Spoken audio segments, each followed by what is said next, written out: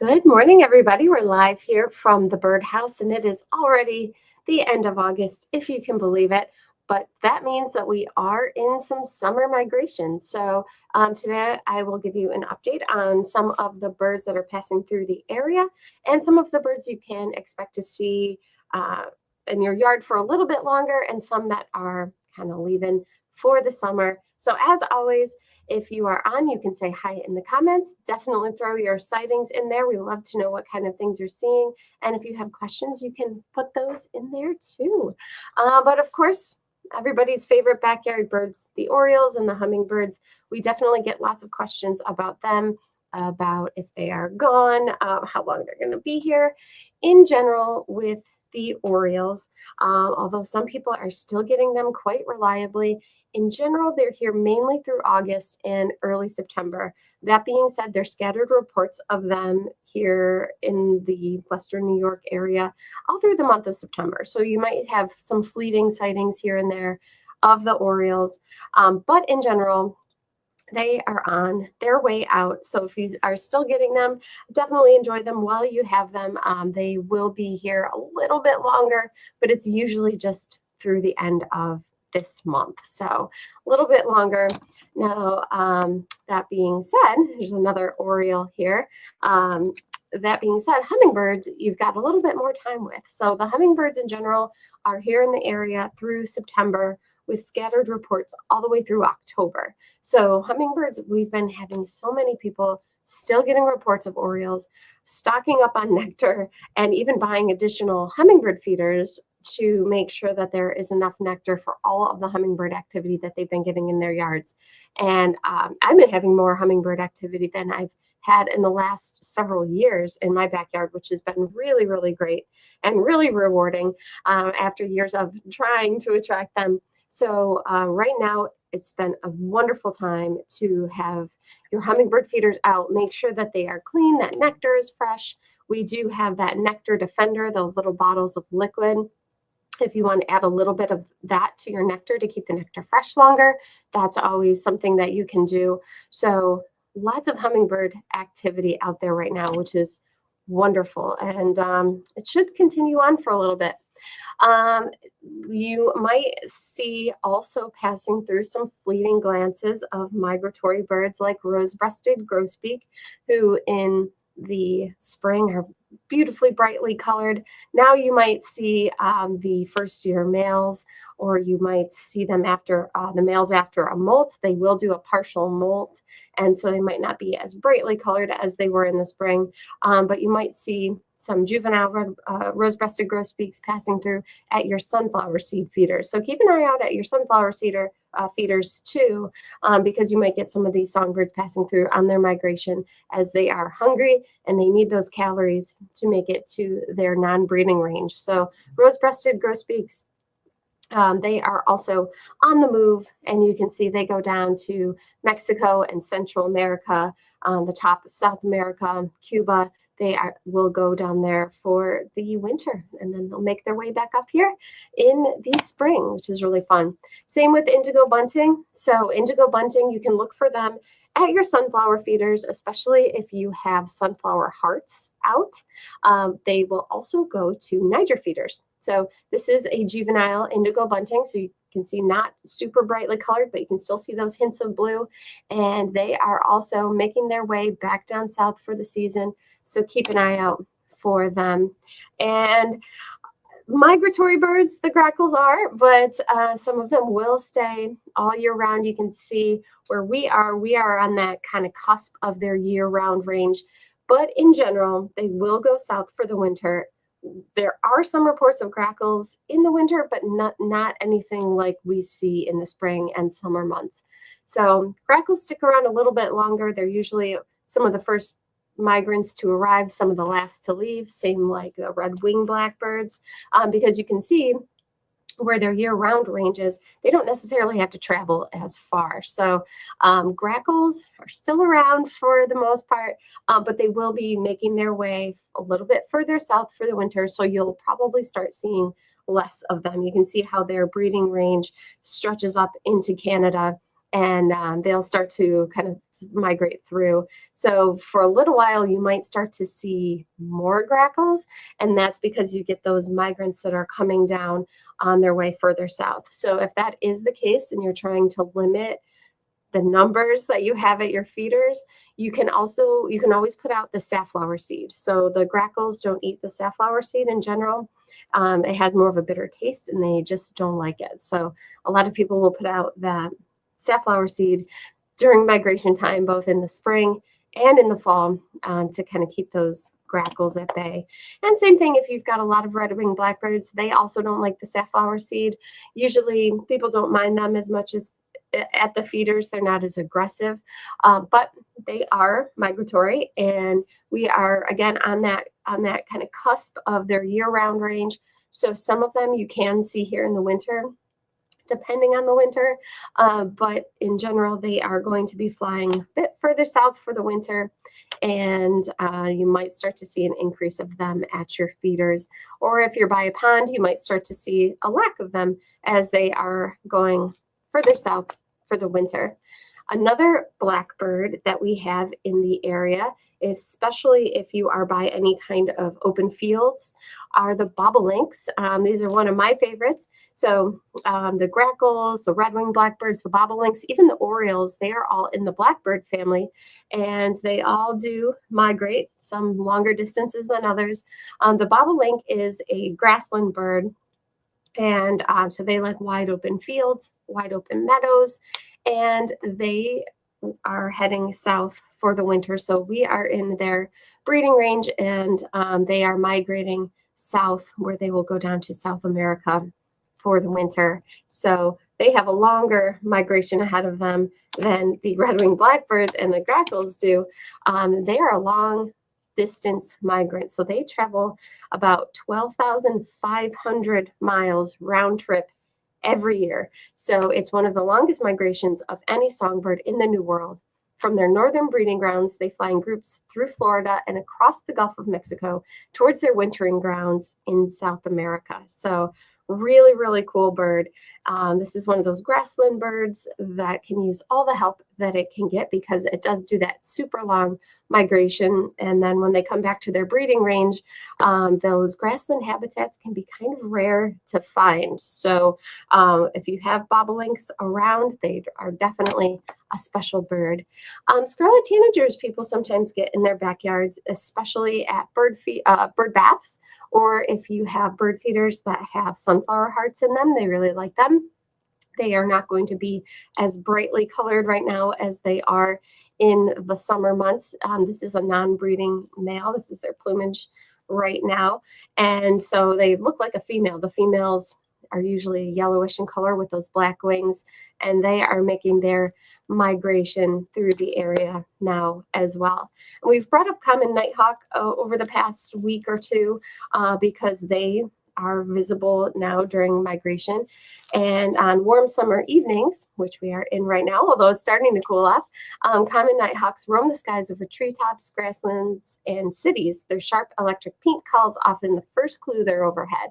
In the dim half-light, these long-winged birds fly in graceful loops, flashing white patches out past the bend of each wing as they chase insects. And while they are in their migration mode, you can sometimes see them during the day. So that is the most often I have seen them is during the day in migration, and they are making their way down south for the winter as well. They can be hard to see because they have very, very good camouflage. If you walk past one in the woods, you might not even know it unless you accidentally flush it. So common nighthawk, really cool bird there. And as we move on through into the fall, we will get more into the waterfowl migration, and we will have some of our ducks that are here only for the winter months start to come back to the area, which is always fun. Right now, there's some shorebird migration happening. So if you're by the water, you might see lots of shorebirds coming through. But then we'll also be seeing things like horned grebe as they make their way through the area during their migration. And the top picture is what the horned grebe looks like in its breeding plumage. And while it's not in its breeding plumage, it's quite a bit different looking, but horned grebe do pass through here on their migration, same as redneck grebe. And in fact, we can sometimes find these on the lake in the wintertime. If you happen to be able to see this map here, the blue right on Lake Ontario there is some of their winter range. So we are right in their winter range. So this is one of those birds that you don't really see so much in the spring and summer, but you will find them in the winter. So as these birds cycle in and out, we do have some birds that are easier to find here in the winter than they are in the summer, which is cool. American coot, they are also passing through, although we do get them in the winter months here as well. Really kind of funky looking bird with really, really strange looking feet. So that's the American coot. And red-breasted merganser, you might start to see more of them migrating through. We do have some of them here in the winter months also that you can find, but they are on the move. And common merganser, this is the more common bird that you'll see here in the winter months, but they are also flying through. And as we go on and get more into the colder months, we do have things like white-winged scoter that you can find here even in the winter time, which is pretty fun. But you can see them definitely during the migration that we are in now, the summer/fall migration. So lots of different and fun waterfowl to be on the lookout for. And then there's also warblers. So warblers are something that everybody's on the hunt for in the spring. They're beautifully, brightly colored, and they're small, so they can be kind of hard to spot. But in the fall, they can be quite a bit more difficult to identify because they are not necessarily in their bright breeding plumage. They do a partial molt, so they can look quite a bit different in the fall than they do in the spring. Plus, they're not singing like they do in the spring, so they can be harder to see. So, for example, this is the Blackburnian warbler, my personal favorite. The breeding plumage on the left, non-breeding plumage on the right. So, fall warblers. So, warblers will do one complete molt and one partial molt before breeding season. So, birds in this group, such as buntings, tanagers, and warblers, molt all their feathers after nesting and assume their basic plumage. Then, before the next breeding season, they have a partial molt of their body feathers that gives the males their bright alternate or breeding plumage. Though females don't typically molt into bright plumage, they do go through the same partial molt. So right now, they are not as brightly colored as they would be in the spring. So there are definitely the warblers to be on the lookout for, things like the black-throated green warbler, the magnolia warbler, Cape May warbler, the common yellowthroat, lots of yellow warbler, and yellow-rumped warbler are also quite common in the area. And so they are also passing through on their way back down, usually to Central and South America. If you are raising monarchs like we are here in the store, you might find that they are starting to enter their final stages of metamorphosis. Here's a series of photos that Chris had sent in previously of some of her monarchs. And so this monarch caterpillar had entered what's called a J stage, where they will hang upside down in the shape of a little J before they pupate. And she says, monarch update, he ate the leaves on the same milkweed plant for at least 3 days straight and then decided to take on the next stage of metamorphosis on my trellis. I'm excited to see what happens. So before they pupate, they will attach themselves to something. It's usually not going to be the milkweed they've been feeding on. They tend to wander a little bit. They might pupate or they might try to pupate on a structure like this, or even a tree or a different plant.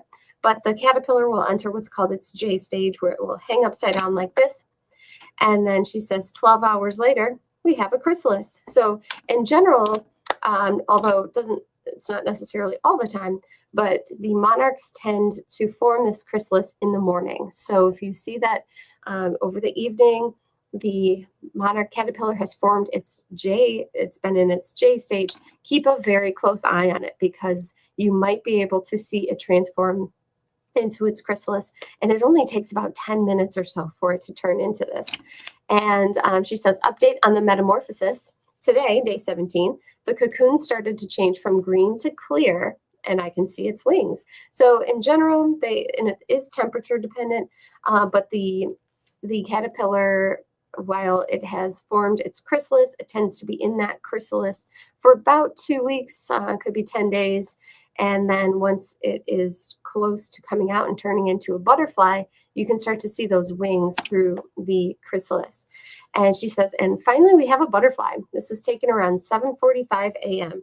And just like how the monarchs tend to form that chrysalis in the morning, they tend to emerge in the morning also. And so they will wiggle out of their chrysalis. At first, they are all crumpled up, but they will their abdomen will start to pump blood into their body and into their wings, and those wings will expand. And after a couple hours, their wings are hard enough where they are able to fly. So she says, about an hour later, when I went back to check, this is what I found. And sure enough, there is a monarch butterfly just hanging out by its empty chrysalis. So it's that time of the year where any of the monarchs that are coming out of these chrysalis are part of that migratory population of butterflies. So the fourth generation of the monarch butterflies that will make that flight, or at least attempt to make that flight, all the way down to Mexico. So we tend to see peak monarch migration through our area where I am in Western New York around the 10th to 15th or so of September. So you can check to see where your peak, or when your peak migration time is for monarch butterflies on the Monarch Watch website, which is monarchwatch.org, which is a fabulous website. You can check it out there.